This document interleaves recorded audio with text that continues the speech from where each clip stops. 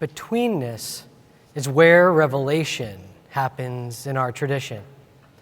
The Midbar, the wilderness that the Israelites walked through between Egypt and the land of Canaan, is the place of revelation for our people.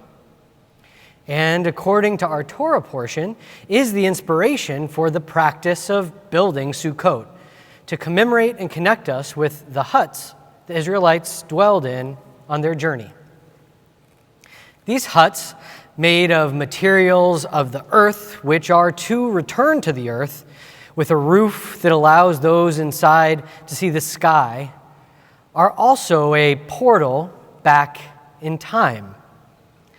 Their betweenness seeks to remind us of the way in which time and space interplay with each other. They guide us to create a space that takes us back to the time of the Exodus and to connect us with all Jews throughout history by sitting in these huts, just as our ancestors did. Much is made of Rabbi Abraham Joshua Heschel's famous quotation, "Judaism teaches us to be attached to holiness in time, to be attached to sacred events, to learn how to consecrate sanctuaries that emerge from the magnificent stream of a year. The Sabbaths are our great cathedrals," he said. But shortly thereafter, he wrote something I find even more interesting. While the festivals celebrate events that happened in time, the date of the month assigned for each festival in the calendar is determined by the life in nature. Sukkot, for example, coincides with the full moon, and the date of all festivals is a day in the month, and the month is a reflection of what goes on periodically in the realm of nature, since the Jewish month begins with the new moon. Distinguishing between time and space, according to this, isn't so easily done. Space is, in fact, ever-changing. Nature never stops growing. Gravity never stops pulling the world towards entropy. But these changes in space are how we measure time.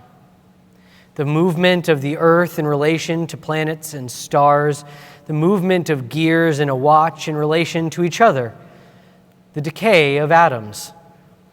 Time is inextricably linked to spatial change. Sukkot seeks to remind us of this by placing us once again in nature, in the betweenness of the sukkah.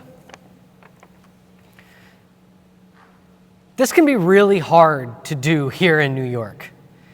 Our space defines time through the movements of the city more often than nature.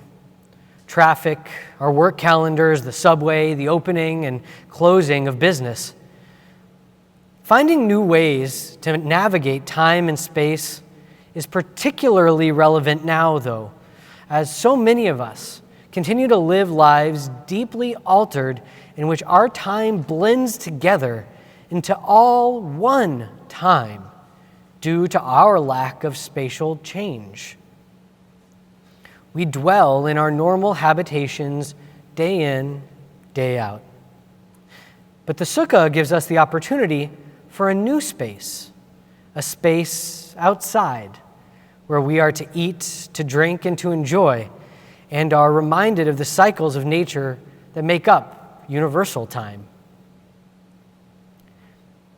If you are unable to build a sukkah, and I certainly can't in my apartment, there's another way to connect to our holiday that transcends space and time and reminds us of the linkages between time and space. A tradition that was lost to the Reform movement long ago for various historical reasons is that of ushpizin. Throughout the Jewish world, people would sit in sukkahs each evening and invite in exalted ancestors. The liturgy calls for Abraham, Isaac, Jacob, Moses, Aaron, Joseph, and David. I imagine, though, that this had been a moment of communing with more recent dead as well. Cultures throughout the world commune with their dead ancestors through outdoor food rituals. And it makes perfect sense that Sukkot, the holiday of bridging time, would take up that space in the Jewish realm. This year for Sukkot, try to set aside this in-between time to remember your own spatial portal to the here and now.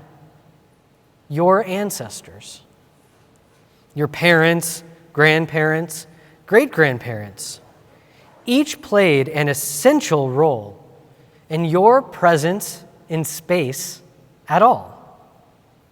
The sukkah is a ritual meeting place to bridge time and space, a ritual meeting place to allow us to dine together and with those beloved ancestors who are no longer with us in our day-to-day space, but whose time on earth influences us every day.